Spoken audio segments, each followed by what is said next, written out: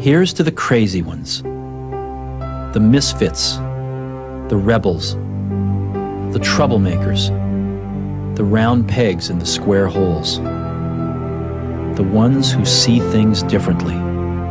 They're not fond of rules, and they have no respect for the status quo. You can quote them, disagree with them, glorify or vilify them. About the only thing you can't do is ignore them, because they change things. They push the human race forward. While some may see them as the crazy ones, we see genius. Because the people who are crazy enough to think they can change the world